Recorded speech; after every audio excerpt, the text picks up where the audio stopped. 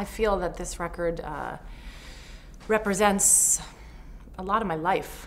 So I feel great relief. I'm very excited. I'm very moved by it. And I'm really proud of it. Worked really hard on it and put a lot of love into it. A lot of miles of care, and I've grown up admiring Michel Legrand, so he's a big part of my history. So my father's a pianist. I grew up with his music. So for me, this all comes together, almost decades and decades of preparation. So why did it take so long to finish?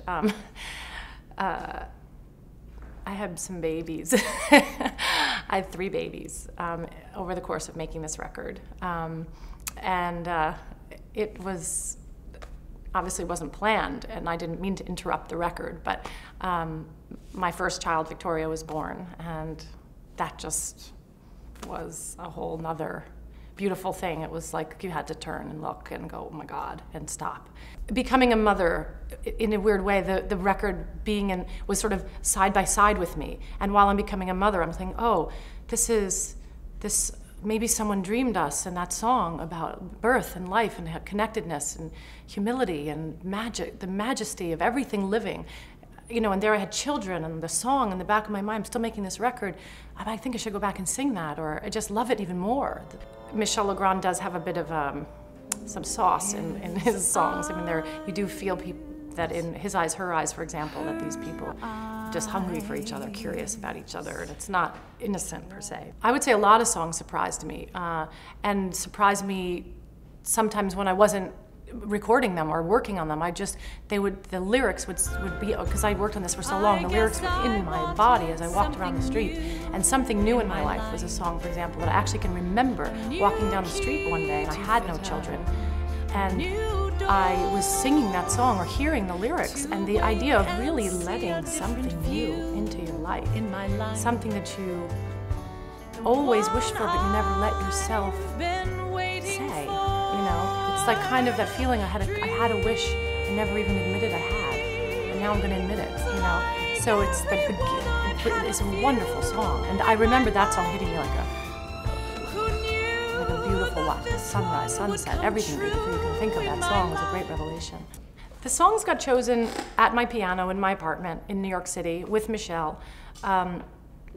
We sat down, we went through all of his music, and going through that was an incredible experience. And he would put a song up, and sometimes he had a gut instinct. Nah, he would go, no, no, no, no, no. He would go like this. I never even had a chance to, really try.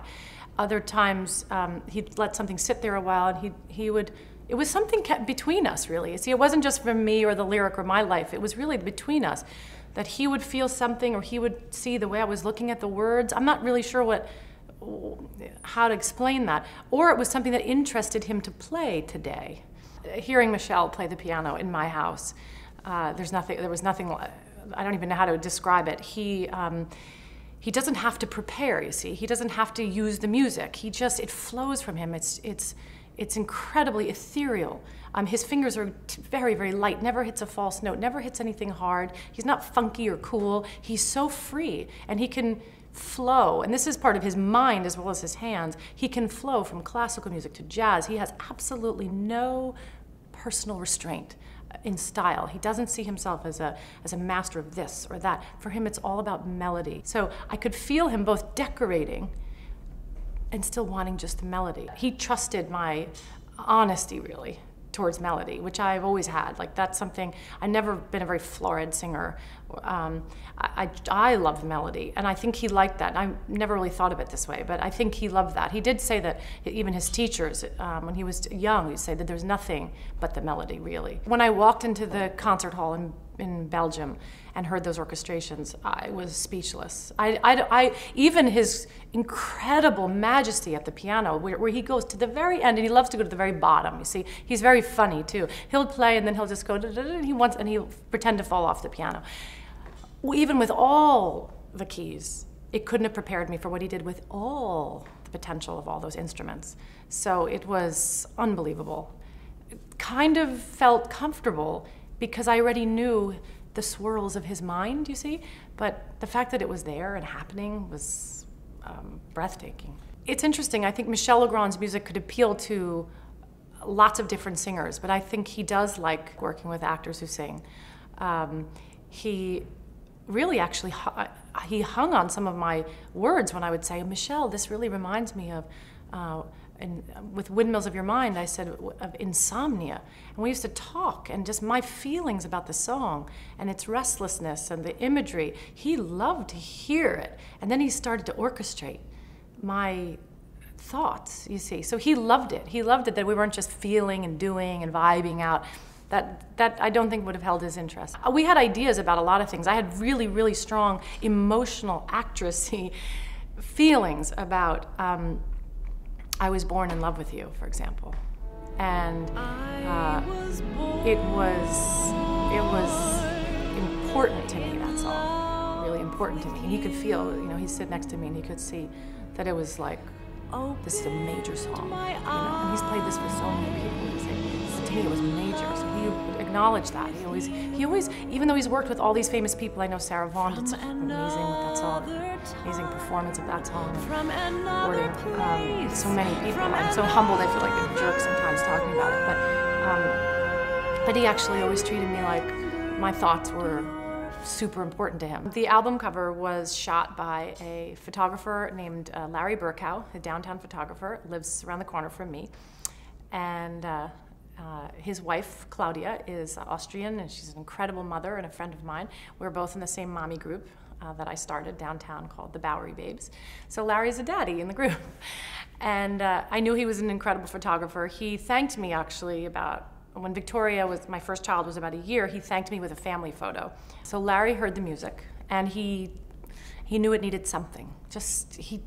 We sat down at a coffee shop, and he was just thinking, God, where should we do this? It has to be special, it has to be interesting. This record needs something. And we didn't know where to go.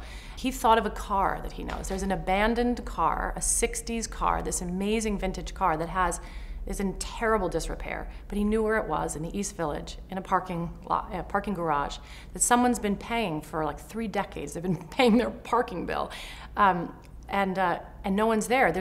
Honestly, there's no tires. It's bizarre, and it's fantastic, and it's covered in dust. And he said, this thing is so magical. So let's try it. I said, let's definitely try it. So we had to pay off this guy, and can I say that? Yes. We had to pay off this guy and go, you know, up. It was cold, and we went into the car, and I put on a Prada dress, and we just thought a little bit together, took pictures. The photo shoot trying to look French or trying to look like a film still, but it kind of became that. I sort of took on a character as well as still being myself and just thinking about the songs.